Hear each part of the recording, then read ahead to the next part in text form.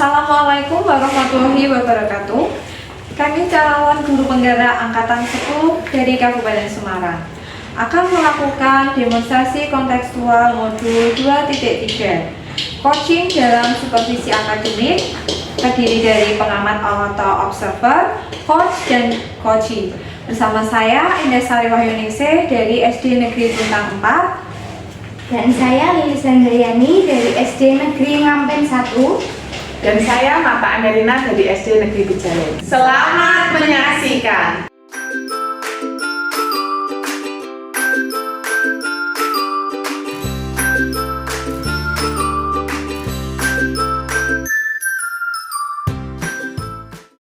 Selamat pagi Bu, bagaimana kabarnya? Selamat pagi Bu Lilis, kabar saya baik. Nah, sebelum kita melakukan coaching, untuk langkah awal saya akan mengajukan beberapa pertanyaan. Pertama, saya akan mengajak jenengan untuk mendiskusikan tentang rubrik penilaian untuk hari ini. Baik Bu, pada proses coaching hari ini saya akan mengamati dan menilai proses coaching sesuai dengan rubrik penilaian. Apakah sudah sesuai dengan alur tirta apa belum? Kemudian bagaimana Ibu sebagai coach memberikan pertanyaan berbobot, dan bagaimana coaching tersebut merespon atau menanggapi pertanyaan dari coaching. Nah, jangan lupa kegiatannya nanti disesuaikan dengan prinsip coaching, diantaranya kemitraan, proses kreatif, dan memaksimalkan potensi. Nah, pertanyaan pertama yang akan saya tanyakan pada Ibu adalah kompetensi apa yang akan Ibu kembangkan pada coaching untuk hari ini? Ya, baik Bu Lilis, terima kasih. Potensi yang nantinya akan saya kembangkan yaitu pertama present ya Bu ya. Jadi saya akan mendengarkan secara aktif dan memberikan pertanyaan yang berbobot kepada coach saya. Ya, kemudian pertanyaan yang kedua Bu Marta, kompetensi apa yang ingin dikembangkan secara spesifik yang ingin diobservasi? Kompetensi yang ingin saya kembangkan yaitu saya akan lebih mendengarkan, lebih menjadi aktif dan memberikan pertanyaan yang lebih berbobot. Kemudian pertanyaan yang terakhir, indikator yang bagaimana yang diinginkan oleh Ibu Marta dalam proses coaching hari ini? Saya ingin coaching hari ini bisa menemukan solusi ya Bu ya dari permasalahan yang coaching saya temui dan menemukan langkah-langkah apa yang akan dilakukan untuk mengatasi permasalahan tersebut. Nah, demikian dulu ya Bu Marta observasinya kali ini. Silakan Ibu melaksanakan proses coaching. Terima kasih ya Bu untuk kesempatannya. Ya, sama-sama Bu Marta. Selamat pagi Bu Indah. Selamat pagi Bu Marta. Bagaimana kabarnya Bu Marta?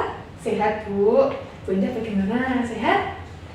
Bu Indah, saya dengar-dengar ada beberapa hal yang ingin Bu Indah sampaikan kepada saya ya.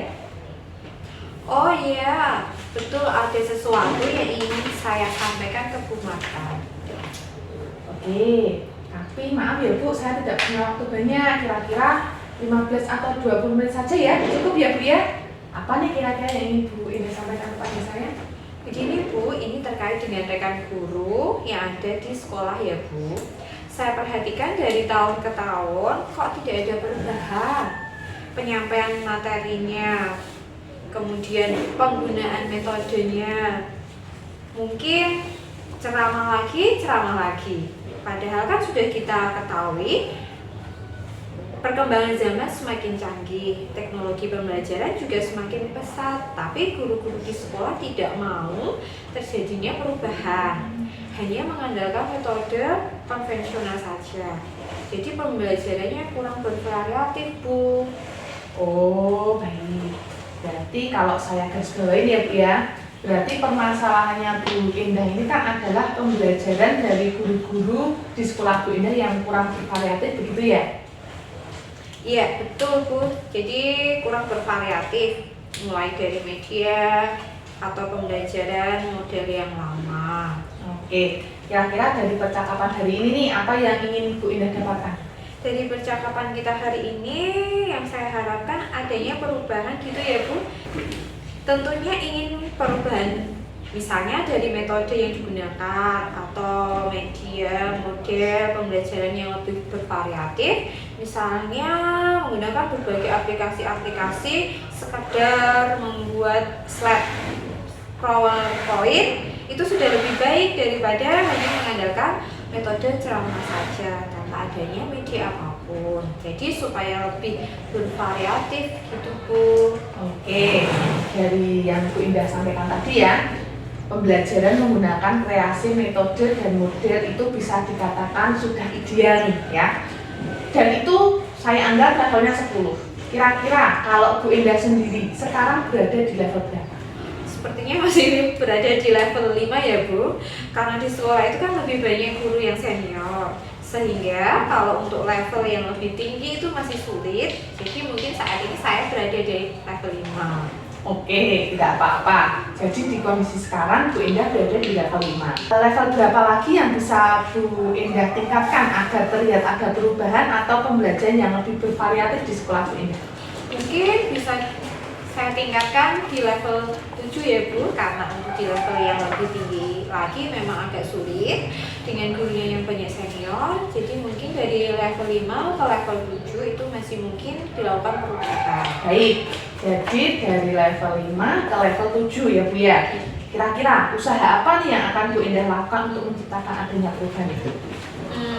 Sebenarnya ya juga masih memikirkan ya Bu, apa atau tindakan yang akan saya perbuat, tapi mungkin dengan semacam kegiatan mentoring atau juga bisa dilakukan dengan pendampingan individu antara rekan guru dengan guru atau face to face, begitu dengan cara bergantian.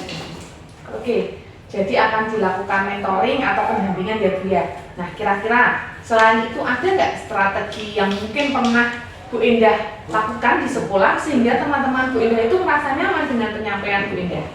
Mungkin dengan cara mentoring, mungkin nanti bisa saya konsultasikan dulu dengan kepala sekolah untuk membuat semacam kegiatan pelatihan atau kegiatan workshop dengan tujuan untuk peningkatan kompetensi guru, khususnya dalam hal penyampaian materi pembelajaran dengan penggunaan metode atau media-media yang bervariatif. Oh, berarti Bu Indah sudah merencanakan mentoring ya, pendampingan atau pelatihan atau workshop gitu ya. Nah, dari ketiganya itu, kira-kira mana yang Bu Indah lebih nyaman dan segera cepat nih akan Bu Indah terapkan? Sepertinya yang mentoring Bu ya, karena kan kalau untuk yang pelatihan atau workshop itu memerlukan persiapan yang matang, perlu waktu yang tidak sebentar, kemudian biayanya juga, dan harus mencari narasumber yang berkompeten. Jadi untuk saat ini yang lebih nyaman dilakukan oleh guru adalah mentoring Bu. Oke, baik. Jadi yang dipilih Bu Indah adalah mentoring, gitu. Kegiatan mentoring ini kira-kira memerlukan support atau bantuan siapa Bu di sekolah nanti? Mungkin minta bantuan rekan guru dari sekolah yang memang memiliki ahli dalam bidang IT-nya atau menggunakan pembelajaran yang sudah bervariatif. Misalnya di sekolah ini kan ada Purno dan saya minta juga bantuan dari Pak Ceto. Oke, jadi Bu Indah nanti akan melakukan mentoring dengan meminta bantuan teman-teman. Jadi Bu Indah akan berkolaborasi gitu ya dengan teman sejawat. Kira-kira kapan nih Bu direalisasikan metodenya? Mungkin secepatnya ya Bu, atau bisa juga mungkin minggu depan akan saya lakukan.